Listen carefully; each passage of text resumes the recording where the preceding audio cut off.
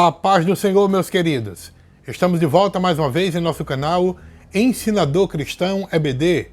Quero convidar você para dar o seu like e se você ainda não é inscrito em nosso canal, inscreva-se. Ative também o sininho de notificações para receber as nossas dinâmicas a cada semana, tá bom? Hoje eu quero trazer para vocês uma dinâmica tratando sobre o discernindo a verdade, desmascarando os falsos ensinos. Essa dinâmica ela vai levar os seus alunos a compreender a importância do discernimento espiritual para identificar os falsos ensinamentos que podem surgir dentro da nossa própria igreja. E aí vai capacitar também a distinguir entre a verdade e a mentira. De que forma ele pode fazer isso? Comparando as doutrinas fundamentais da Bíblia com aquilo que está sendo ensinado. E o que é que você vai precisar para esta dinâmica?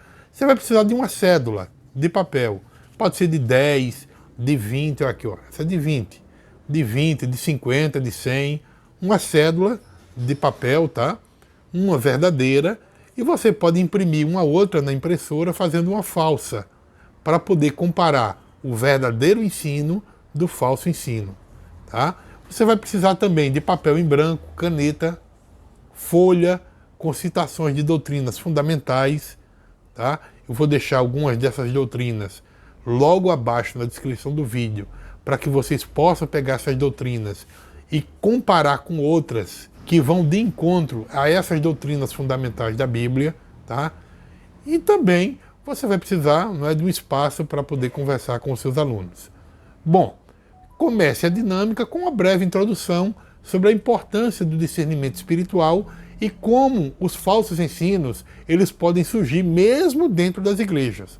Explique a analogia que você vai usar comparando uma cédula de R$50 com a verdadeira doutrina e os falsos ensinamentos com uma cédula falsa. E aí você pode preparar algumas citações de doutrinas fundamentais, tá?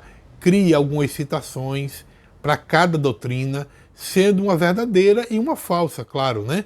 Então, por exemplo, a doutrina da Trindade nós temos, né? Narrado em Mateus 28:19, que é a crença em um único Deus que existe em três pessoas distintas, Pai, Filho e Espírito Santo. Nós temos a doutrina da encarnação do Verbo, narrada em João 1:14, que é a crença de que Jesus, o Filho de Deus, tornou-se humano para redimir a humanidade. Nós temos a doutrina da salvação pela fé, narrado em Efésios capítulo 2, versículo 8 e 9, que é a crença de que a salvação é concedida pela graça de Deus através da fé em Cristo e não por obras. Nós temos também a crença na ressurreição de Cristo, escrito lá em 1 Coríntios capítulo 15, versículos 20, 21 e 22, que é a crença de que Jesus ressuscitou dos mortos, inaugurando a esperança de vida eterna para os crentes. Nós temos também a crença da justificação pela fé, narrada em Romanos capítulo 3, versículos 22, 23 e 24, tá? Mostrando que a crença de que os crentes são declarados justos diante de Deus com base na fé em Cristo. Nós temos a doutrina da expiação, em 1 de Pedro 2,24, que é a crença de que Jesus morreu na cruz para pagar pelos pecados da humanidade, né? A crença da necessidade do arrependimento, narrado em Lucas 24:47, onde nós precisamos nos arrepender dos nossos pecados para poder ser salvo. A crença da santificação, Hebreus 12:14, onde diz que sem a santificação ninguém verá o Senhor, então nós precisamos ser santo para poder ver a Deus. A crença do novo nascimento, narrado em João 3:3, né, de que os crentes precisam ser transformados em uma nova criatura em Cristo. Nós temos a crença da segunda vinda de Cristo, narrado lá em Apocalipse 22 e 20, né, onde mostra que Jesus vai voltar para arrebatar a sua igreja e também para julgar os vivos e os mortos. E aí o que é que você pode fazer, gente? Você pode pegar essa crença correta e escrever uma errada. Por exemplo, na crença que diz que Jesus vai voltar, você colocar uma que Jesus não vai voltar, né? Do novo nascimento, que o homem não precisa nascer de novo, né? Da santificação, de que o homem não precisa ser santo, tá? do arrependimento, de que o homem não precisa se arrepender, não precisa ter os seus pecados perdoados, entendeu? Então são crenças contrárias a essa. E aí você vai fazer o quê? Você vai colocar uma em um papel e outra em outro papel. Uma crença verdadeira e uma falsa, indo de encontro à verdadeira. Depois, você vai fazer o quê? Distribuir essas crenças, essas citações para os alunos. Se você distribuiu uma de que Jesus vai voltar, você precisa distribuir outra dizendo que ele não vai voltar. Se você distribuiu uma sobre santificação, você precisa distribuir outra que diga que não vai, o homem não precisa ser santo, tá? Então distribua uma para um aluno e outra para outro aluno, que seja contrário àquela crença, tá certo? Garantindo assim que cada doutrina importante ela seja vista e analisada tanto de uma forma boa como de uma forma ruim, para que os alunos possam comparar as duas crenças. E aí você vai pedir que os alunos leiam, que eles reflitam de forma silenciosa. Você pode inclusive dividir os seus alunos também em pequenos grupos, caso você queira, né? Para que eles possam discutir essas citações que eles receberam, certo? Eles devem analisar as citações, comparando com as suas próprias crenças, com os seus próprios conhecimentos bíblicos. Então cada grupo deve decidir se a citação é verdadeira ou falsa. Mas para eles tomarem essas decisões, eles precisam fundamentar em algo, tá? Comparando com a Bíblia. Por que eu entendo que essa crença é verdadeira? Por que eu entendo que essa crença é falsa? Qual a razão desta minha crença? Tá certo? Então depois você pode fazer o quê?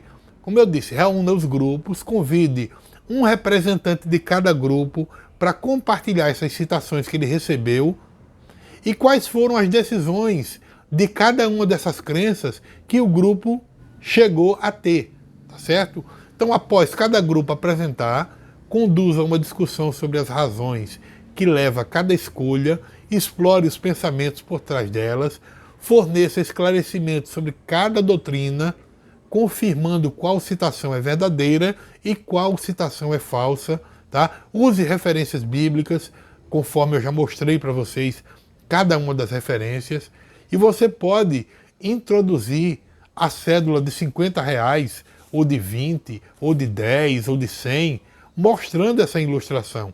Mostre a cédula e destaque os elementos, inclusive elementos de segurança que a cédula genuína tem, né? A questão da marca d'água.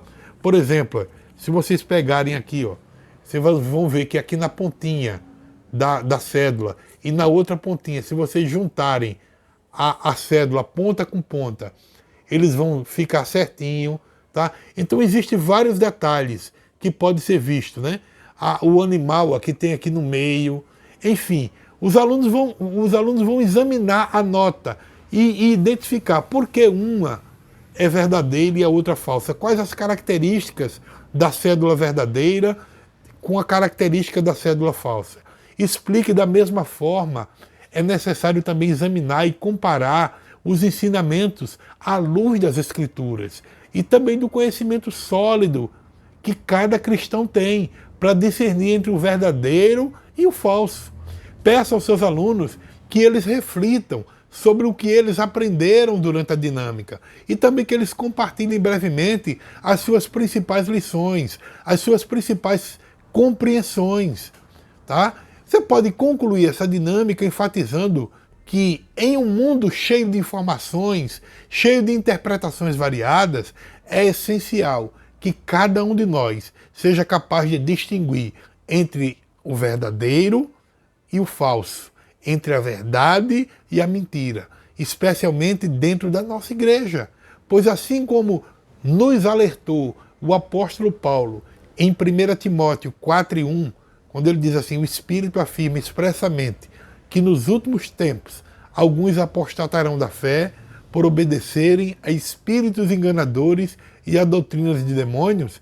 Então isso nos leva a entender que nós precisamos estar alerta. É um chamado urgente para desenvolver o nosso discernimento espiritual, para que nós possamos proteger a pureza da doutrina bíblica na nossa igreja.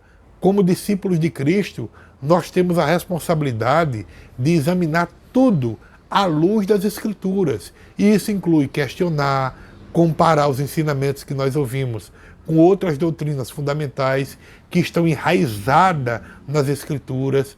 Em nossa busca pela verdade, devemos considerar 3 princípios chaves. O primeiro princípio é o princípio do conhecimento da palavra de Deus, porque a Bíblia ela é a base sólida sobre a qual construímos a nossa fé.